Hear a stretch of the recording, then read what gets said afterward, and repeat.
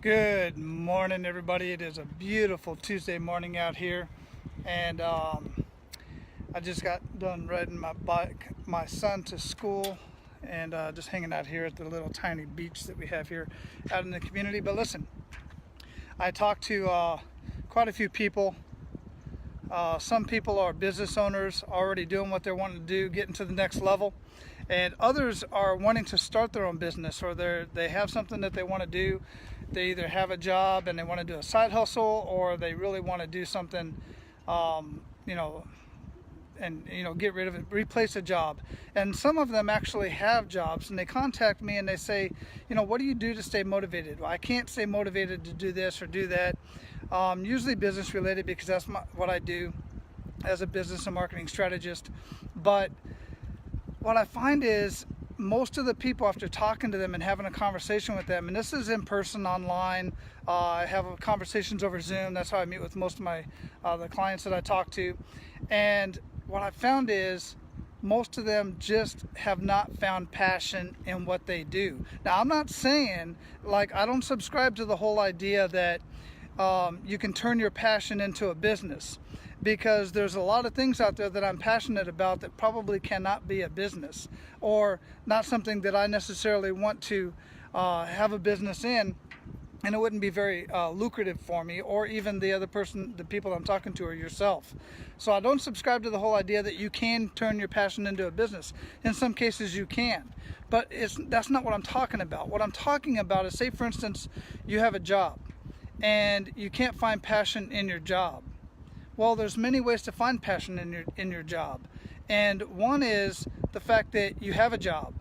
That should make you freaking passionate, man, to get up and do the very best that you possibly can at that job that you're doing, even if it's something that you don't plan on doing forever, even if it's just something that is kind of a stepping stone to that next level in that vocation, or in that field, or if it's something that's just paying the bills for now. There's another reason to find passion. It's paying the bills. And even if it's only paying a portion of the bills, it's better than not paying any bills at all. You feel me? You getting what I'm saying? So you can find passion in darn near everything you do. And one of the best stories I think about this, and I've heard Mike Rowe talk about this. I don't know if Mike Rowe is the guy who started the Dirty Jobs series, and he's the voice for the Biggest Catch or whatever, all these different things. He's got this amazing voice. Now he's got this new show on Facebook called Returning the Favor. Go check it out. It's really good. But he tells this story about this guy who was a corporate level executive, and he was beating up his health. He wasn't liking his job anymore. Couldn't find passion in it. It was literally making him ill. He was getting sick because of the hours that he was working, the stress that he was working, all this other kind of stuff. Well, where he lived at, he had to have a septic tank replaced. And when he found out how much it cost to have his septic tank replaced, he started doing some research and figured out that he could put in his own septic tank. So he did that. He ended up putting in his own septic tank. One of his neighbors found out that he did this. They asked him to help them put in their own septic tank so that they could save some money. And man, this guy turned that into a very lucrative business. Now, he is not passionate about working with septic tanks, but what he is passionate about is the fact that he can set his own hours. He decides who he wants to work with. He decides the time frame that he wants to work. If he wants to take a vacation, he can hire some folks to go do some of the jobs that he's got to do. But he makes really good money doing something that he really doesn't care much about. As far as being passionate about it, who would be passionate about working with septic tanks, right? You got to clean that stuff out. It's nasty. But the man is making money, and more importantly, he's got freedom in his life to do what he wants, and he's got much less stress in his life than he had as a corporate job. Probably had a master's degree or something, doing something for some company out there. So my point is you can find passion. Just figure it out. Find passion in what it is that you do. And by finding passion in what it is that you do, listen to this. You're going to be able to be more creative. You're going to be able to spend more quality time with your family. You're going to be able to enjoy your leisure time when you go out. You're going to have freedom, as Tony says. You're going to give yourself that freedom. Very good point, Tony. You're going to give yourself that freedom simply by finding something that you can be passionate about and what it is that you do. And I'm specifically talking about how you make ends meet, how you pay the bills, how you put food on the table. All right.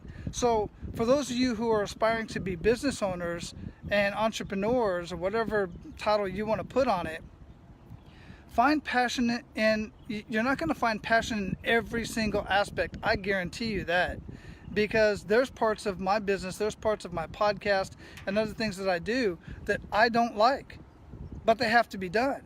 And when you get to the point to where you can outsource that stuff, you can outsource the graphics, you can outsource the editing of the podcast, for instance, in my case, you can outsource the bookkeeping and some of the other things that you don't care to do, then it makes life that much easier. You're then you're buying yourself freedom.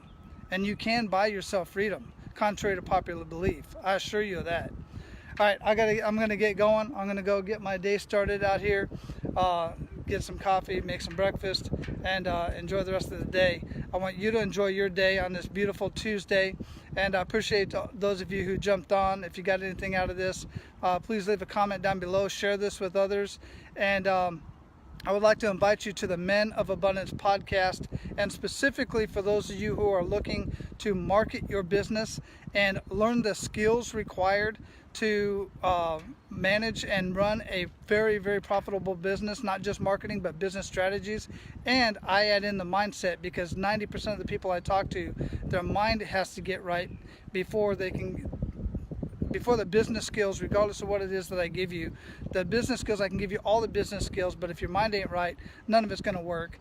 And I can share that with you as well. But go to menofabundance.com. I left a link in the title here, menofabundance.com/AP-mastery. That's Abundance and Prosperity Mastery. That'll direct you to some of my coaching and some of the stuff that I do for small and medium-sized businesses. All right, take care, man. Brandon, good to see you. Take care. Yeah, out in Hawaii. Yeah, I'm still enjoying the tropical time though.